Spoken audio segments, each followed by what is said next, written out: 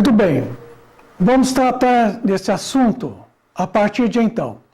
Um curso intensivo do Passe Espírita. Vamos abordar para vocês o mecanismo da mediunidade de curas. Esse trabalho é uma produção do CEP, Centro de Estudos e Pesquisas Espírita. É o projeto Espiritologia, da qual nós estamos implementando ao movimento espírita. É um projeto desenvolvido pelo CEP há décadas. A nossa bibliografia são essas obras aí esposadas para vocês, especialmente as obras básicas da codificação espírita kardeciana e as demais obras subsidiárias de André Luiz, de Emmanuel. Bom, as imagens contidas nessa apresentação foram extraídas do Google e esse material não pode ser comercializado. Ele é unicamente para fins de utilização interna. Primeira parte, mecanismo da mediunidade de curas.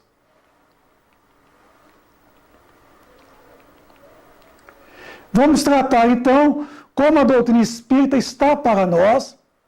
Vamos falar também dos médiuns curadores, porquê da imposição das mãos, o centro vital coronário como sendo a entrada dos fluidos, da ação magnética entre médium e pacientes, o passe quântico, a cura pela fé. Vamos falar também do cego de Siloé e o evangelho terapia. Como que a doutrina está para nós nesse momento? Como é que nós podemos encarar a doutrina espírita? À primeira vista, meus amigos, parece que a maioria dos espíritas estão muito mais preocupados com a cura do corpo físico do que com o próprio espírito. A busca de recursos e mais recursos, no sentido de implementar resultados somente com relação ao corpo físico, com relação aos efeitos. Não há a menor preocupação com a causa das patologias. A questão do curanderismo é tão velho quanto a humanidade. Nós já percebemos que na história da humanidade existem fatos e mais fatos que comprovam que a doutrina espírita não tem nada a ver com o curanderismo, com o charlatanismo. Não tem nada a ver com o exercício ilegal de medicina. Absolutamente que não. Existem muitas práticas por aí que levam o adjetivo espírita e não são espíritas. Queremos deixar muito claro que as curas espirituais não são propostas da doutrina espírita. São propostas de grupos isolados que não têm o conhecimento doutrinário. A proposta espírita é a saúde, é o restabelecimento da saúde e não se preocupar com a curas. Olha, temos observado que o centro espírita, nos últimos tempos, transformou num verdadeiro SUS espiritual. Se engrossam fileiras de pessoas às portas do centro espírita, à procura da cura, da unha encravada ao casamento encalhado. E a culpa, em parte, meus amigos, são de nós mesmos, os espíritas, mal esclarecidos, que não têm um conhecimento doutrinário e que geram expectativa, na maioria daqueles que procuram a casa espírita, à procura de soluções da sua problemática, trabalhando sempre no efeito. Então, centros espíritas virão um verdadeiro SUS espiritual. Algumas casas espíritas não passam de uma UPA espírita, quer dizer, uma unidade de pronto atendimento puramente espiritual. Com isso, a casa espírita cumpre o seu papel, sim, como um ponto de socorro espiritual, para atender aqueles que necessitam do recurso espiritual, não para prometer a cura do corpo físico. A cura do corpo físico, quem cura é o médico. É o psicólogo, é o psiquiatra, é o psicoterapeuta. É aquele que está na área da saúde. E não a casa espírita. A casa espírita tem sua principal preocupação é a cura espiritual. É a cura do sujeito, doente. Aquela criatura que, na verdade, apresenta um quadro, certo? Em que ele necessita muito mais de buscar a saúde, resgatar a sua saúde, do que ficar em cima de procura de curas paliativos, digamos assim, recursos alternativos.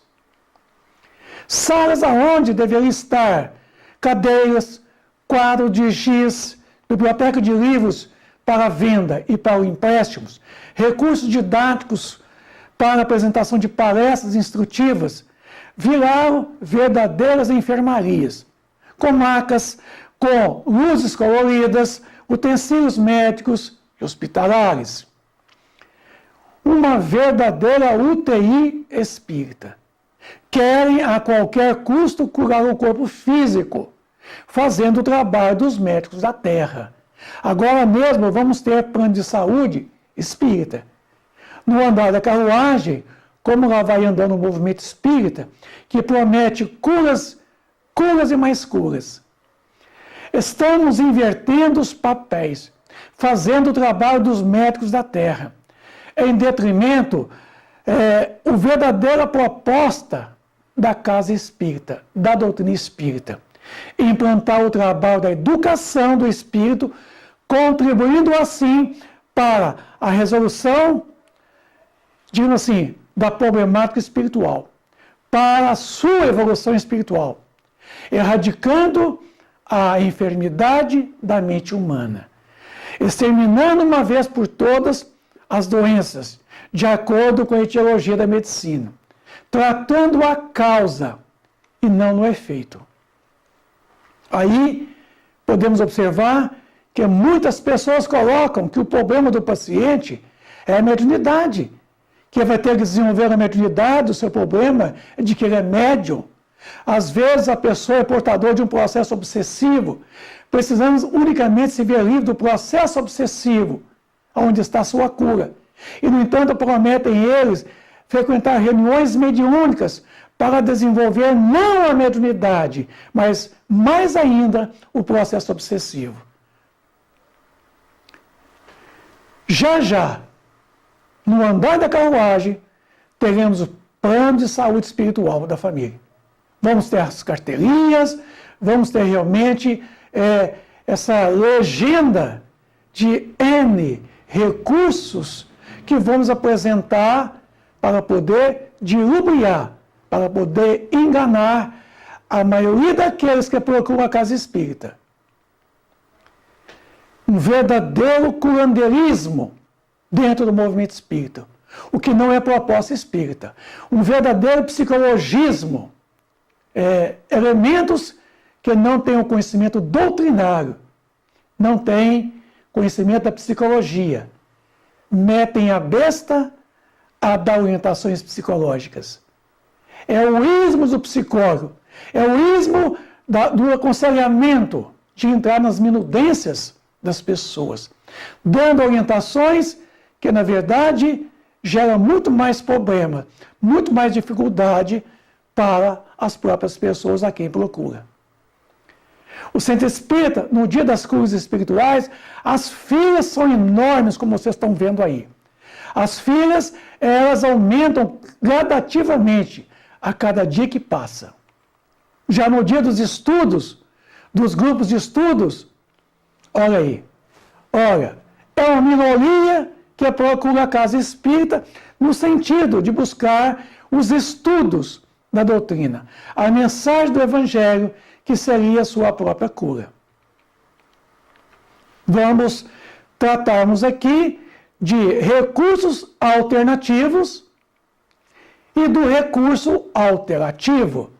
Notem vocês que, ao falar de recursos alternativos, está no plural. Quer dizer, são vários os recursos alternativos, são verdadeiros paliativos. Ao tratarmos do recurso alternativo, está no singular, porque é unicamente um único recurso que vamos apresentar para vocês nesse curso intensivo do Passe Espírita. Temos, assim, duas maneiras de aprendermos a doutrina espírita. Primeiro, estudando-a aleatoriamente, sem metodologia, entendendo a mesma do nosso jeito, atendendo nossos caprichos, nossos interesses, e que não nos tiram do estado de completa ignorância que nos encontremos.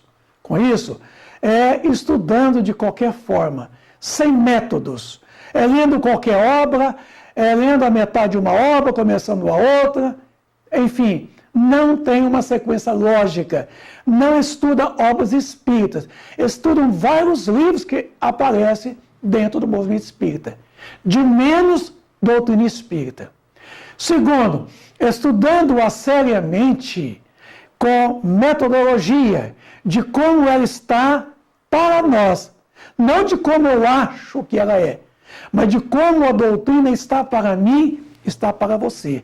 Então, muitos adeptos querem que os princípios doutrinários adequam às suas mazelas, às suas necessidades, caprichos e egoísmo.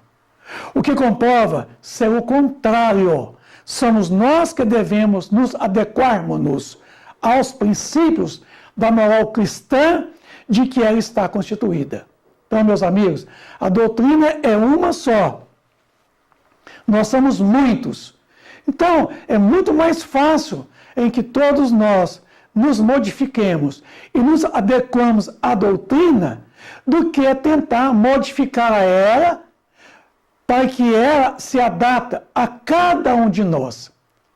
Isso, nós viríamos fragmentar toda a doutrina para atender a este ou aquele em cada caso, em cada particularidade de cada um de nós. A doutrina não pode ser dividida, não pode ser fragmentada. No projeto de 1868, no livro Obra Póstuma de Allan Kardec, ficou enfatizado para todos nós que somente o espiritismo bem entendido e bem compreendido pode remediar este estado de coisas e tornar-se conforme disseram os espíritos, a grande alavanca da transformação de toda a humanidade. Então, remediar esse estado de coisas que nós estamos vivenciando, essa grande controvérsia dentro do movimento espírita, cada um fazendo um movimento espírita ao seu modo, à sua maneira. E não é a nossa maneira, é a maneira da doutrina, porque ela é uma só, ela é a revivescência do cristianismo puro do Cristo. O Espiritismo, meus amigos, é a chave com qual e com o auxílio a gente pode tudo explicar com facilidade. Então, o Espiritismo, ele é a chave com o auxílio da qual tudo se explica de modo fácil. Agora, por que nós queremos complicar o movimento espírita? Querendo deturpar a doutrina. Já deturpamos o cristianismo na origem, na Palestina. Agora, querem deturpar novamente a revivescência do cristianismo? Então, a doutrina espírita é justamente o cristianismo redivivo.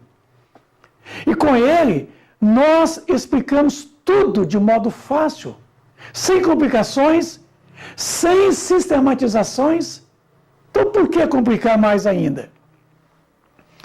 Por meio de cuidados dispensados a tempo, podem reatar-se laços prestes a se desfazerem e restituir-se à vida a um ser definitivamente morreria se não fosse socorrido a contento? Pergunta 424 do Livro dos Espíritos. Vamos ver a resposta. Sem dúvida. E todos os dias tendes a prova disso. O magnetismo, em tais casos, constitui muitas vezes um poderoso meio de ação, porque restitui o corpo, o fluido vital que lhe falta para manter o funcionamento dos órgãos. Então, neste caso, o restabelecimento do fluido vital através do magnetismo, da onde nós aurimos ele, do meio natural, quer dizer, da própria natureza, do fluido cósmico universal, de nosso próprio organismo físico e através também dos nossos mentores espirituais que nos atendem às nossas súplicas, de acordo com o nosso merecimento, do merecimento do paciente. Tem algumas pessoas verdadeiramente o poder de curar pelo simples contato, mas não o contato físico, não o contato de pôr a mão, mas o contato fluídico, pelo magnetismo.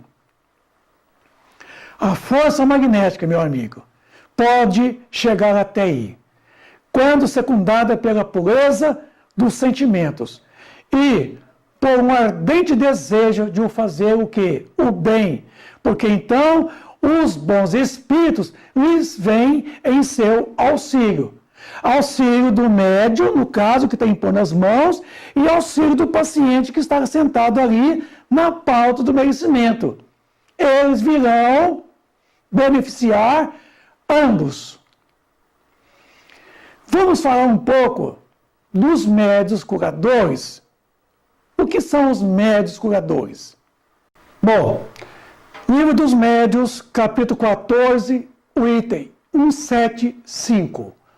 Médiuns curadores. Unicamente para não deixar de mencioná-la, falaremos aqui dessa espécie de médiuns, porquanto o assunto exigiria desenvolvimento excessivo, quer dizer, muito amplo, para os limites em que precisamos ater-nos. Sabemos, ao demais, que um dos nossos amigos, médico, se propõe a tratá-lo em obra especial sobre a medicina intuitiva. Diremos apenas que esse gênero de mediunidade consiste principalmente no dom que possuem certas pessoas de curar pelo simples toque, pelo olhar, mesmo por um gesto, sem o concurso de qualquer medicação. Bom, aqui falou de gesto e não gesticulação, tá? Vamos ater-nos com relação ao significado. Gesto. Esse é um gesto. Isso aqui é gesticulação. Aqui não está falando por gesticulações. Aqui está falando por um gesto. Esse gesto foi ensinado por Jesus. Imporão as mãos sobre os enfermos. E certamente os curarão os enfermos. Isso foi o dizer de Jesus. Então, que fique claro para nós. Gesto. E não gesticulações excessivas, desordenadas, como a gente vê por aí. Dir-se-á, sem dúvida, que isso mas não é do que magnetismo. Evidentemente, o fluido magnético desempenha aí importante papel. Porém, quem examina cuidadosamente o fenômeno sem dificuldades, reconhece que há mais alguma coisa. A magnetização ordinária é um verdadeiro tratamento seguido, regular e metódico. No caso que apreciamos, as coisas se passam de modo inteiramente diversos. Todos os magnetizadores são mais ou menos aptos a curar, desde que saibam conduzir-se convenientemente, ao passo que, nos médiuns curadores, a faculdade é espontânea e alguns até a possuem sem jamais ter ouvido falar de magnetismo, sem saber. A intervenção de uma potência oculta, que é o que constitui a mediunidade, e se faz manifesta em certas circunstâncias, sobretudo, se considerarmos que a maioria das pessoas que podem, com razão, ser qualificadas de médiuns, curadores, recorre-se à prece, que é uma verdadeira evocação dos espíritos. Item 176. Eis aqui as respostas que nos deram os espíritos às perguntas que lhes dirigimos sobre este assunto da mediunidade curadora, os médiuns curadores. Primeiro, podem considerar-se as pessoas dotadas de força magnética como formando uma variedade de médiuns? Não há que duvidar. Entretanto, médium é o intermediário entre os espíritos e os homens. Ora, o magnetizador, ao unindo sua força de si mesmo, não parece ser intermediário de nenhuma potência estranha? É um erro. A potência magnética reside, sem dúvida, no médium, quer dizer, no organismo do homem, no corpo dele, mas é aumentada pela ação dos espíritos que chamam em sua ajuda.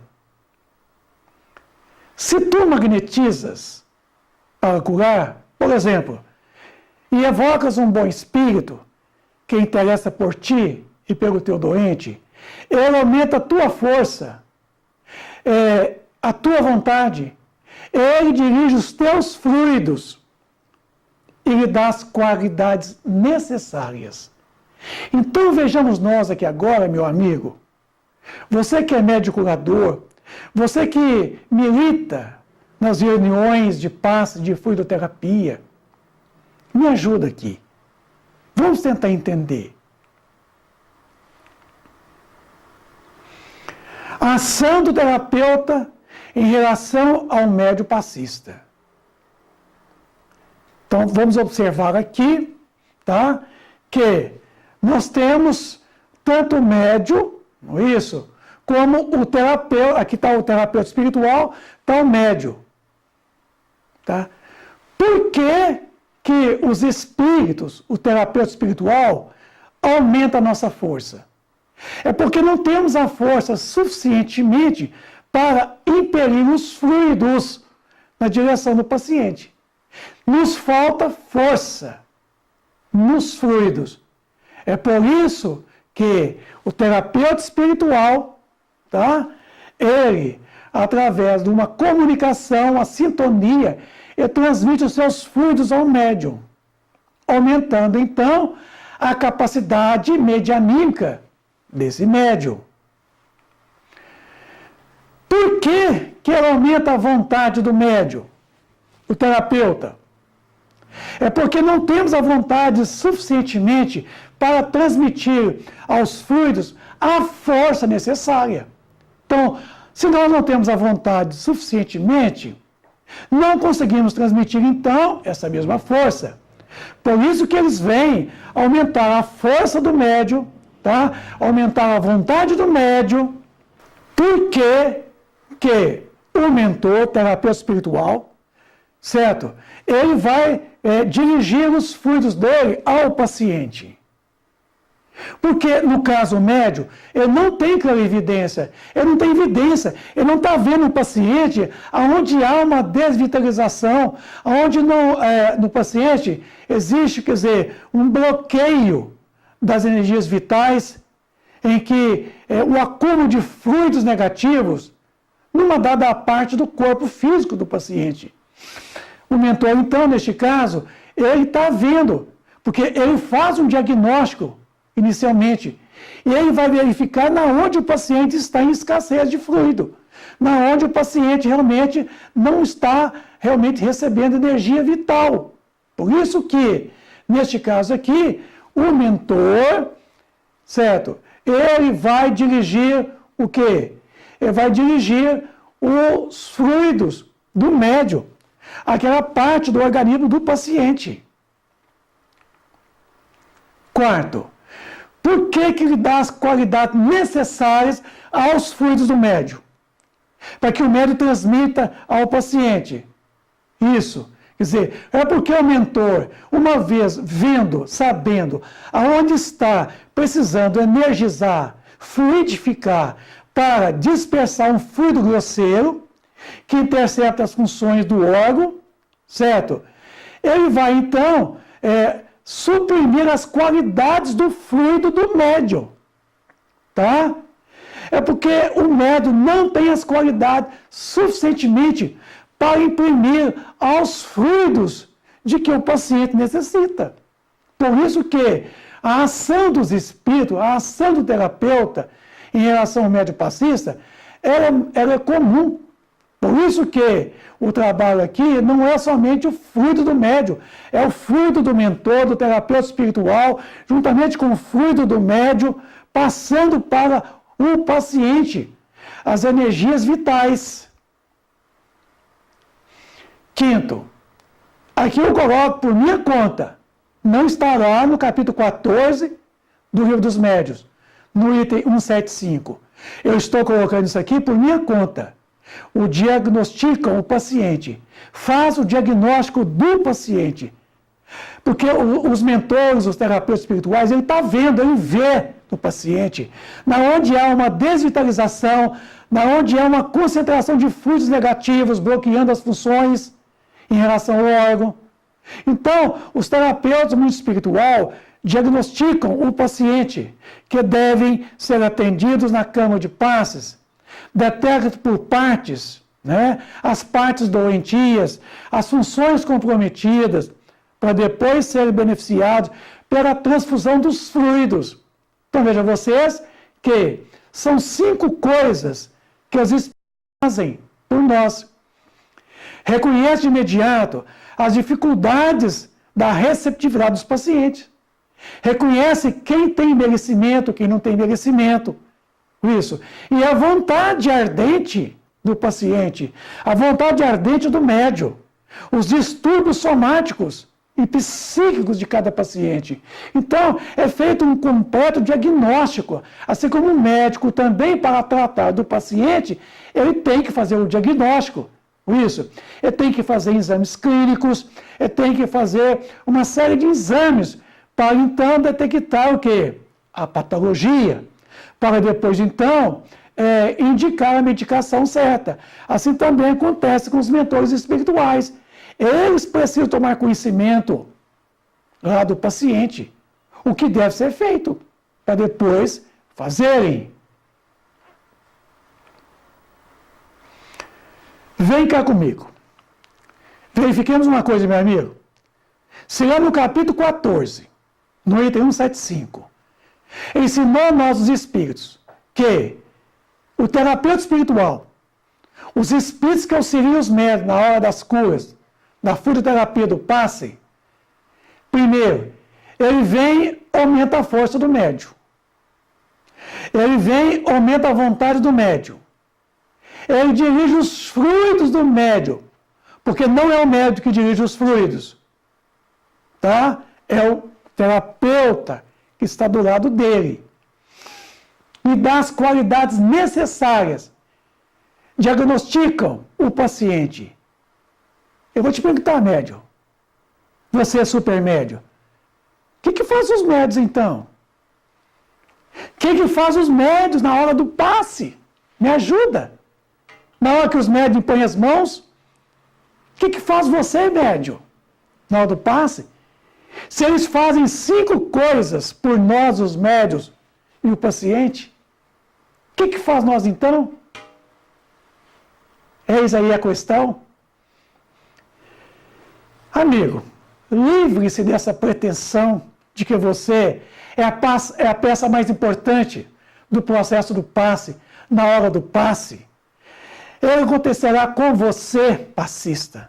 Sem você, apesar de você. A espiritualidade pode, por muito bem, trabalhar a revelia do médium, tá? Aproveitando de outros médios, sem saberem, que estão pela periferia do centro espírita, que estão pela periferia de outras ruas, de outros bairros, a longas distâncias, que podem ser doadores de fluidos magnéticos. Eles vão até lá.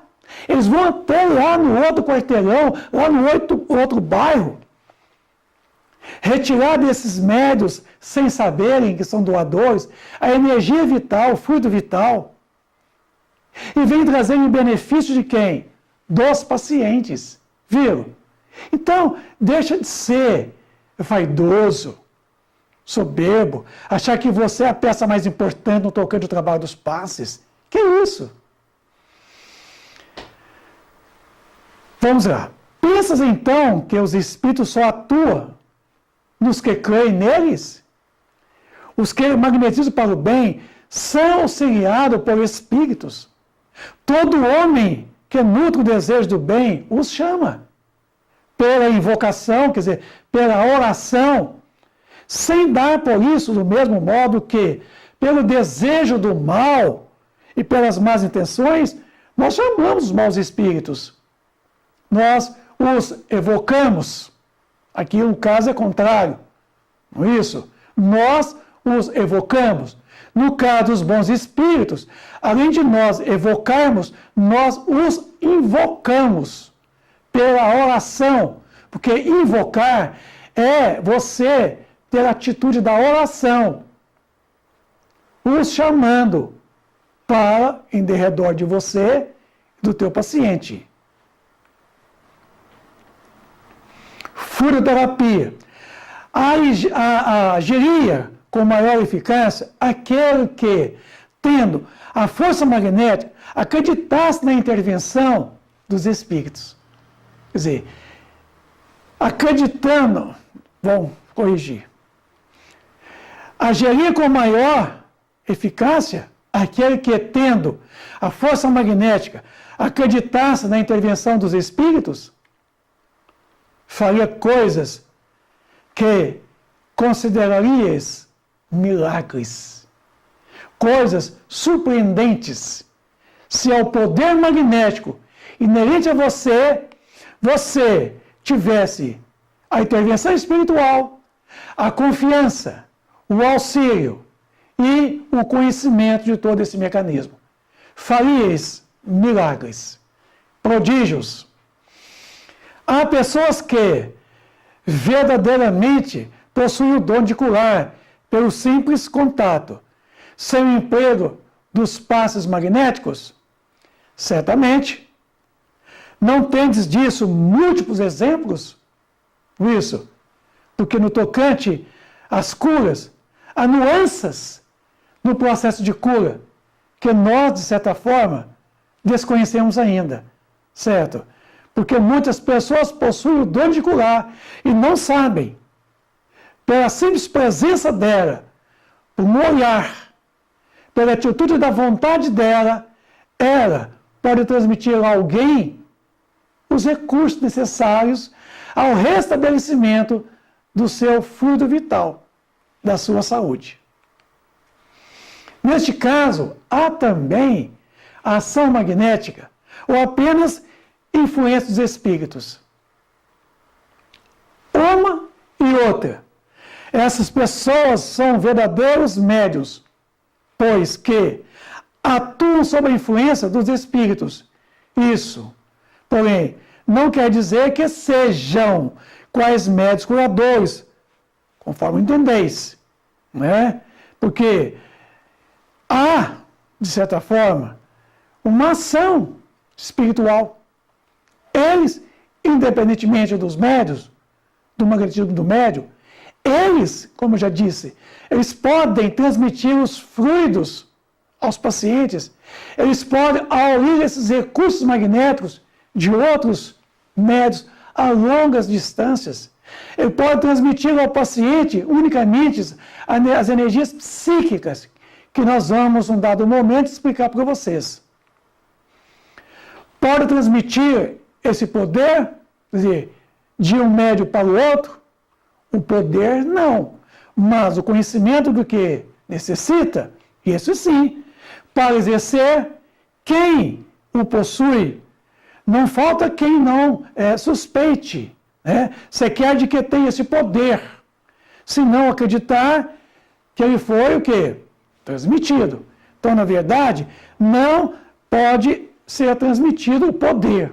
Mas os conhecimentos podemos e devemos transmitir aos outros.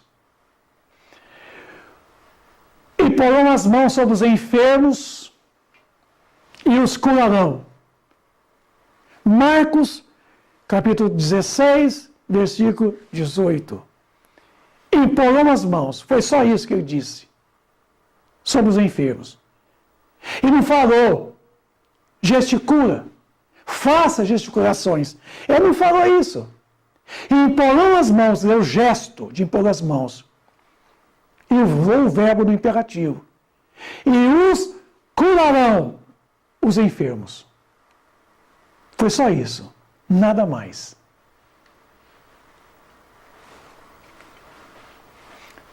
Jesus nos deu a primeira lição nesse sentido, impondo as mãos divinas sobre os enfermos, os sofredores, no que foi seguido pelos apóstolos do cristianismo. Lá, o cristianismo nasceu na Palestina.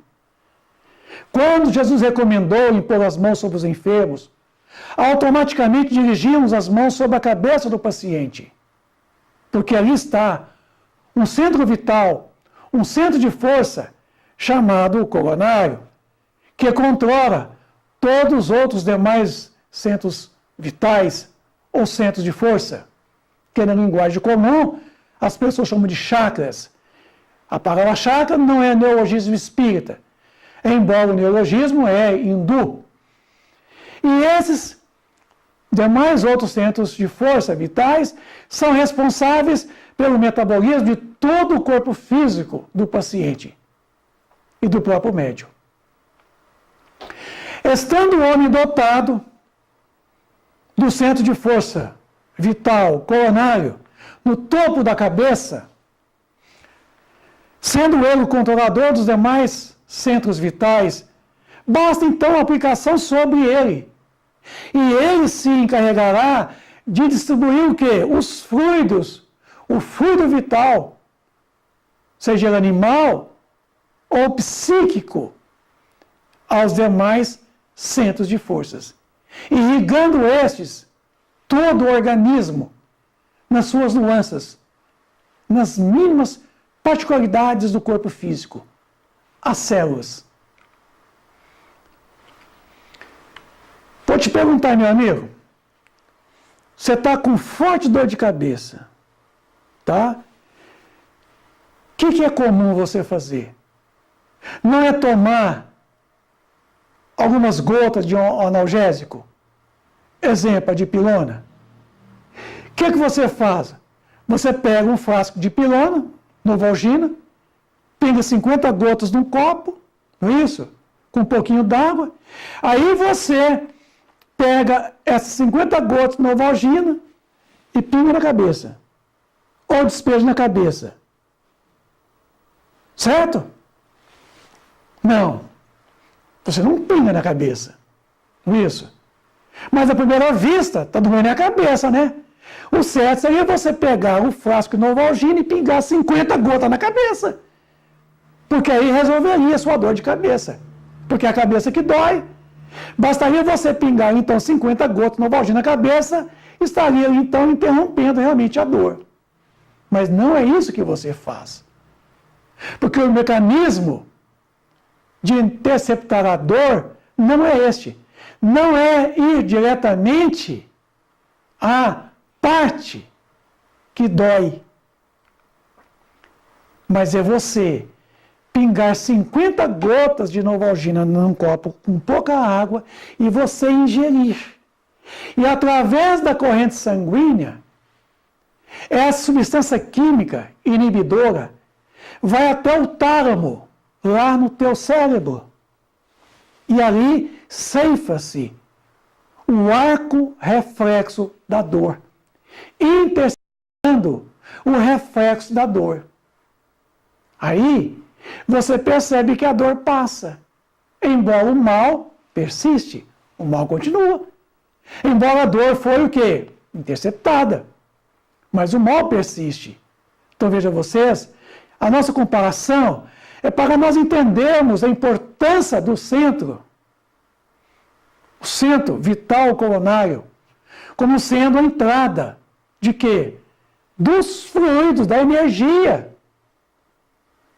Ajuda aqui, meu amigo. Centros vitais, estudados no plano em que nos encontramos, nas falas de André Luiz, no seu livro Evolução em Dois Mundos, na posição de criaturas desencarnadas, o corpo espiritual, ou psicossoma, quer dizer, o perispírito, é assim, o veículo físico, relativamente definido pela ciência humana, meu amigo. Com os centros vitais que esta mesma ciência, por enquanto, não pode perquirir e reconhecer, por não estar na dimensão física. Ele está no corpo espiritual, vocês estão vendo aí. Nele, possuímos todo equipamento de recursos automáticos que governam os bilhões de entidades celulares microscópicas a serviço da inteligência, nos ciclos de ação em que nos demoramos. Esses recursos, adquiridos vagarosamente pelo ser, em milênios e milênios de esforço, recapitulação, quer dizer, condicionamento, nos múltiplos setores da evolução anímica. Então aí nós temos os centros vitais, neste caso. É assim que, regendo a atividade funcional dos órgãos relacionados pela fisiologia terrena, nele identificamos o centro coronário, instalado na região central do cérebro, sede da mente. Centro que assimila os estímulos do plano superior e orienta a forma, o movimento, a estabilidade, o metabolismo orgânico e a vida consciencial da alma, encarnada ou desencarnada, nas cintas de aprendizado que lhes corresponde no abrigo planetário, quer dizer, no plano qual se encontra. Então lá nós temos um coronário, no topo da cabeça. Ele supervisiona ainda os outros centros vitais, que ele obedece o seu impulso, procedente do espírito, certamente, assim como as peças secundinas de uma usina respondem ao comando da peça motor, de que se serve o tirocínio do homem para concatená-las e dirigi-las. O centro coronário, nós temos ainda, particularmente, nesse centro coronário, o ponto de interação entre a força determinante do espírito e as forças fisiopsicossomáticas organizadas, quer dizer, as forças vitais do corpo físico, no corpo físico. Dele parte, desse modo, a corrente de energia vitalizante, formada de estímulos espirituais, com ação difusível sobre a matéria mental, veja vocês, que o envolve, transmitindo aos demais centros de força os reflexos vivos de nossos sentimentos, ideias e ações. Tanto quanto esses mesmos centros, interdependentes entre si, imprimem semelhantes reflexos dos órgãos e demais implementos de nossa constituição particular, plasmando em nós próprios efeitos agradáveis ou desagradáveis de nossa influência e de nossas condutas, sejam elas mentais ou físicas. A mente elabora as criações que lhes flui da vontade, apropriantes dos elementos que a circundam, e o centro coronário incumbe-se automaticamente de fixar a natureza da responsabilidade que lhes diga respeito, marcando no próprio ser as consequências felizes ou infelizes de sua constante movimentação na consciência, no campo do próprio destino. Desses centros secundários, entrelaçados no psicossoma e, consequentemente, no corpo físico, pela a rede de plexos, chamados plexiformes, destacamos o centro cerebral contíguo ao coronário, com influência decisiva sobre os demais outros centros de força. Então, aí nós temos esse que está aqui, próximo a essa área da fronte, quer dizer, nessa parte aqui, né, do nosso cérebro. governando assim o chamado córtex encefálico, na sustentação dos sentidos físicos, visão, audição, paladar, olfato, marcando a atividade das glândulas endócrinas, administrando o sistema nervoso em toda a sua organização, coordenação, atividade, o mecanismo, desde os neurônios sensitivos até as chamadas células efetoras. Então, por que Jesus sugeriu que impusessem as mãos sobre os enfermos, utilizando o verbo no imperativo? E os curarão? Porque Jesus já sabia que o processo dos passes se dá através da imposição sobre o centro de força coronário. E esse ligado à epífise ou à pineal, e esta associada certamente ao sistema nervoso central nosso, e através do centro frontal, que está também associado à hipófise, que controla todo o nosso sistema endócrino, nós estaremos então recebendo, por parte da espiritualidade, todos os recursos medicamentosos para o restabelecimento de nossa saúde, e não unicamente para as curas.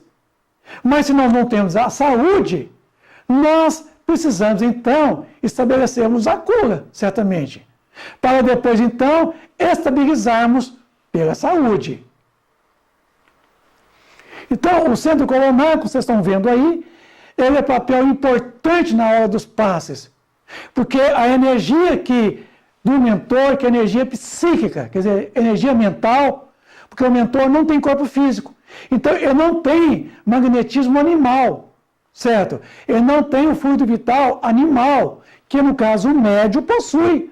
O médium possui o magnetismo animal. Por isso que há uma associação do fluido magnético do mentor, o psíquico, com o fluido magnético do médium.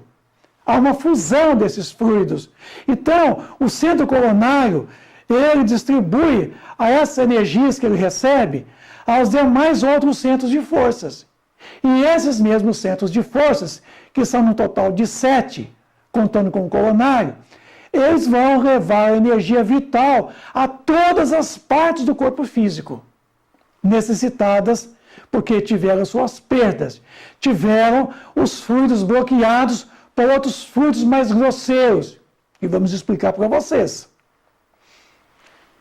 Mais uma vez, Marcos 16, 18.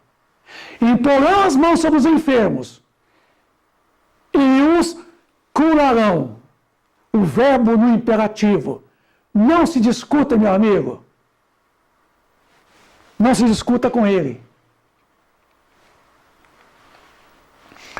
Por isso mesmo que os fluidos são dirigidos para o centro vital, coronário, responsável pelo comando dos demais outros centros de força. Vou voltar a repetir. Quantas vezes fizer necessário. E porão as mãos sobre os enfermos e os curarão. Verbo no imperativo. Não discuta com Jesus. O passe é uma transfusão de energias fisiopsíquicas. Parte do organismo do médium, parte do organismo do assistente espiritual e médios. Físio quer dizer, vem de fisiológico, de físico, do corpo físico. Psíquico, mental, que vem do mentor. Então, o passe é um recurso puramente semi-espiritual. Acontece de perispírito a perispírito. Vamos ver um pouco da ação magnética do médium e do paciente. Vamos entender. A ação magnética pode produzir-se de muitas maneiras. Tá? Vamos ver. Capítulo 14 do livro A Gênese, no item 31 a 33.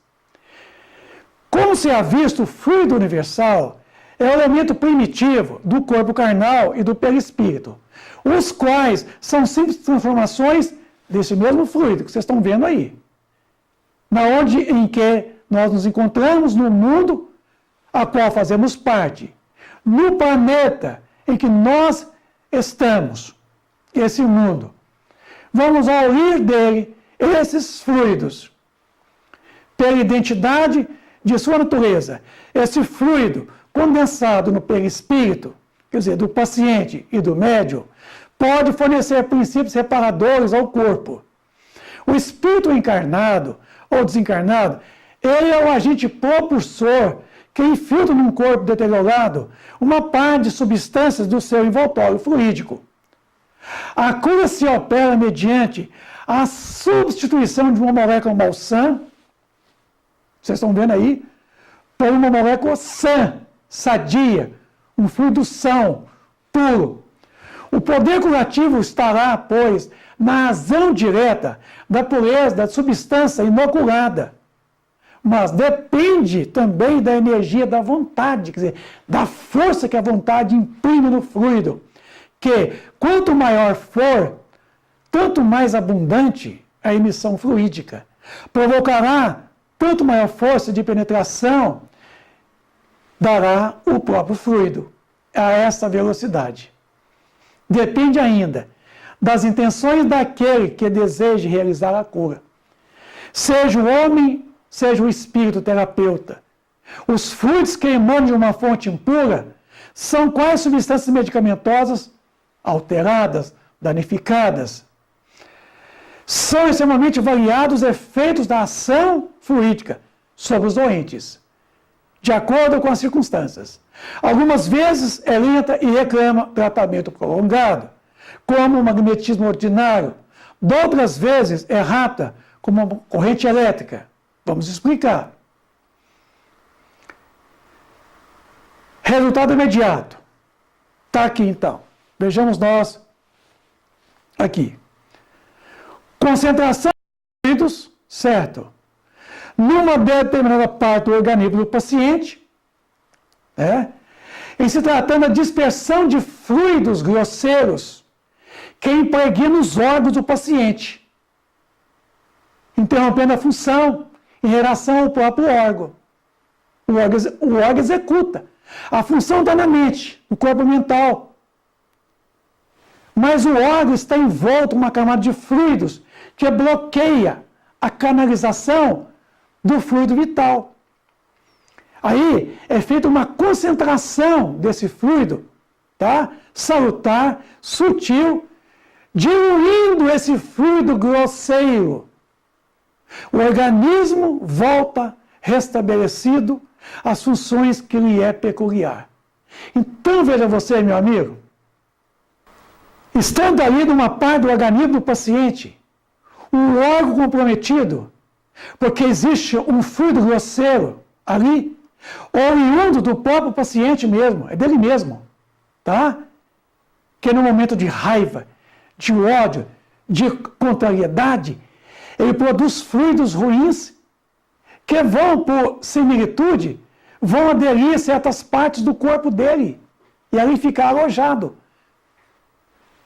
bloqueando, interceptando o fluido vital fluindo. Então, para de fluir o fluido vital. Neste caso, o médium magnetista, ou o médium curador, ali, naquele momento ali, vai fazer uma concentração de fluido naquela região, dispersando aquele fluido grosseiro para um fluido sutil, salutar, porque existe uma propriedade dos fluidos. Um fluido sutil, mais puro, ele dilui um fluido grosseiro, fluido pesado.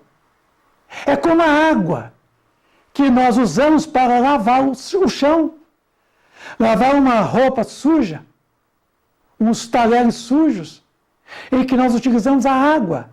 A água dilui esses fluidos. Por isso que aqui, meu amigo, você está vendo aqui, não precisa de nenhuma gesticulação. Basta você, ali naquele momento, juntamente com o terapeuta espiritual, dirigir os fluidos. E esses fluidos encarregarão de diluir os fluidos grosseiros que impregnam o corpo do paciente. Vamos entender? No caso em que o resultado é prolongado, é devido ao tratamento a partir da sugestão hipnótica no núcleo das células. Uma espécie de reformatação das funções dessa que faz parte de um órgão.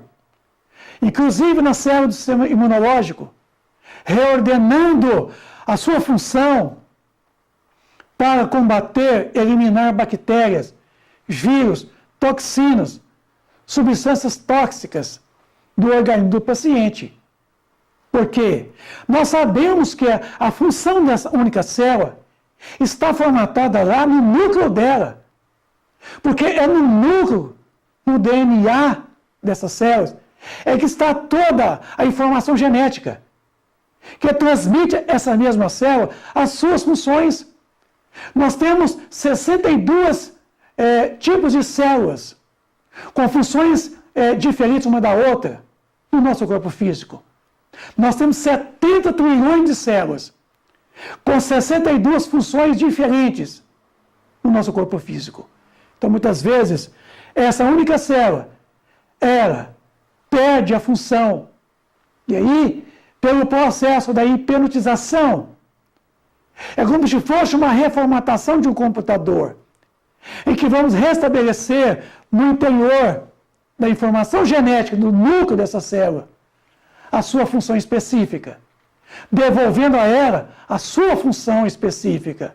Porque a função está na mente, mas o órgão, a célula não responde, porque está bloqueado, comprometida a sua função. Não. A resposta da célula. A célula não responde à função que está na mente. Então, a célula adoece, morre, compromete o órgão, o corpo, o paciente. Há pessoas dotadas de tal poder que elas operam curas instantâneas em alguns doentes, por meio apenas da imposição das mãos, que é a magnetização.